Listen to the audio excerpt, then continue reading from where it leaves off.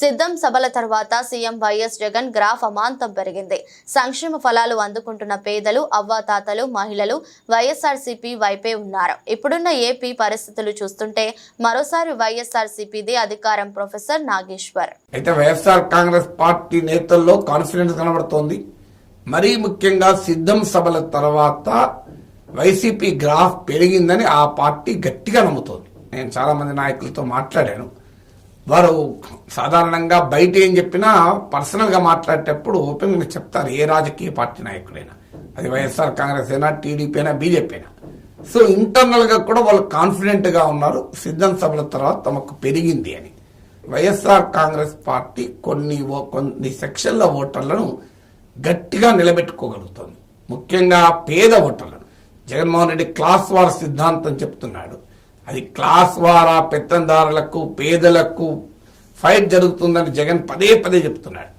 ఆయన definition of class వార్తో కానీ ఆయన డిస్క్రిప్షన్ ఆఫ్ క్లాస్ వార్తో నేనేమి అగ్రీ కావడం లేదు. కానీ జగన్ అన్న దాంట్లో ఒక ఫ్యాక్ట్ అయితే ఉంది. పేద ఓటర్లు చాలా క్లియర్గా వైఎస్ఆర్ కాంగ్రెస్ వెనకాల ఉన్నారు. అంటే ఆర్థిక పరిస్థితి కిందికి వస్తున్న కొద్దీ వైసీపీ పట్ల సానుకూలత పెరుగుతోంది. ఇది నేను అనేక సర్వేలు చూసి కూడా చెప్తున్నాను. ఇది దేనికి ట్రెండ్ అంటే క్లియర్గా సంక్షేమ పథకాల ప్రభావం కనబడుతోంది. వైసీపీకి ఏజ్ పెరుగుతున్న కొద్దీ వైసీపీకి సపోర్ట్ పెరుగుతోంది. As we move on the age పెరుగుతున్న కొద్దీ వైసీపీకి పర్సంటేజ్ సపోర్ట్ పెరుగుతోంది.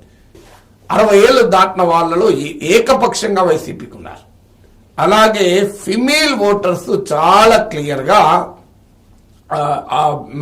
వైసీపీ వెనకాల ఎక్కువగా ర్యాలీ అవుతున్నారు. నేను సర్వేలు చూసానైతే మోర్ దెన్ 10% మీకు మేల్ ఓటర్స్తో పోలిస్తే ఫిమేల్ ఓటర్స్ జగన్ పట్ల 10% ఎక్కువగా సానుకూలంగా కనబడుతున్నారు.